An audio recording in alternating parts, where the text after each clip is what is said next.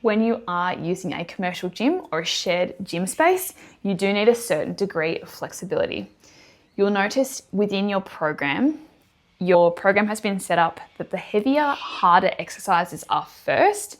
This is because they're your compound exercises or the exercises that use the most amount of muscle. I never get you to do your isolation exercises first, because imagine I've got you to do some isolation leg exercises where you're using small muscles. Like I've got you to do maybe a calf raise and then a leg extension, and then I want you to go and do a major movement like a squat. Your muscles are going to be fatigued going into the squat, and you're not going to get the most out of it that you would if you otherwise did the squat first while your nervous system was fresh. So I always get you to do the heaviest, hardest exercises first from a safety perspective and also an effectiveness perspective.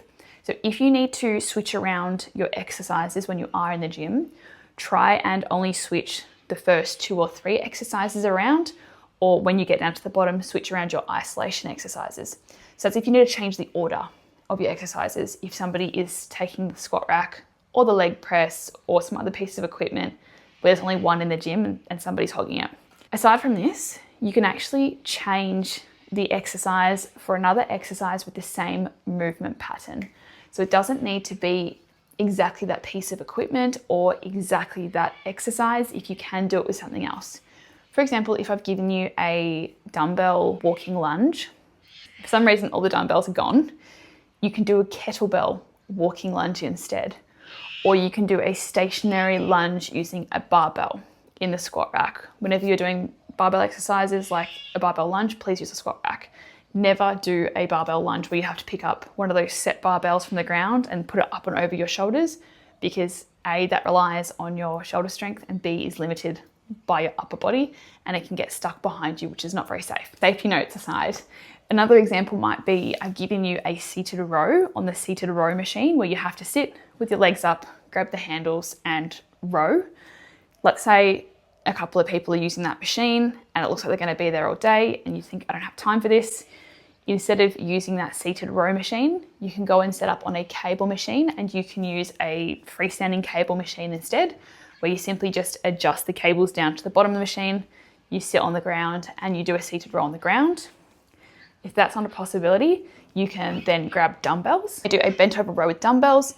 You might do a single arm row with dumbbells. You might do a kettlebell row. You might do a bent over barbell row. So as you can see, if somebody is taking up that seated row machine, you don't have to wait 45 minutes for it to be done. You can switch it out. Just make sure it's the same movement pattern. These are all very similar movements. You're doing a row, you're using your back muscles, you're using your biceps. It's a pulling exercise. So you have so many different variations you can switch in. Don't just think it's an arm exercise, I'll switch it for another arm exercise. It does have to use the same muscles. So if it's a pushing exercise like a chest press or a bench press, you can switch this for a push-up, a chest press, or another variation of a bench press.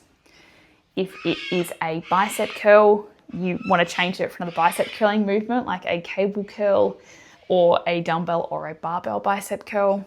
Whatever works for you works for you. Now, exercise order. We've already discussed switching out your major exercises or switching those around. So exercise 1, 2, and 3 can be switched, and your last exercises in your program that are isolation exercises can be switched.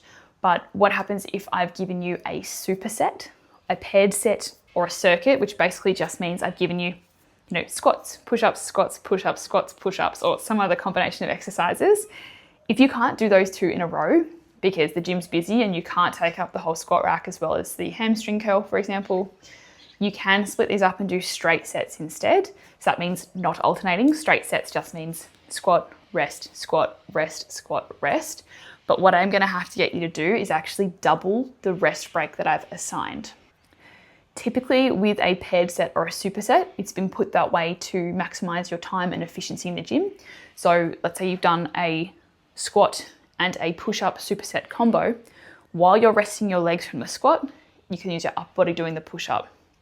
While you're resting your upper body from the push-up, you're doing the squat again. So this means you can basically halve your rest time when you're doing upper, lower sets. But if you're going to change your program and not do the paired sets that have been assigned, you just need to have a bit more rest time. As a quick recap, if you do need to be flexible in the gym, you can change the order of your exercises, you can change supersets and you can change some movements for a very similar movement pattern if that suits you too.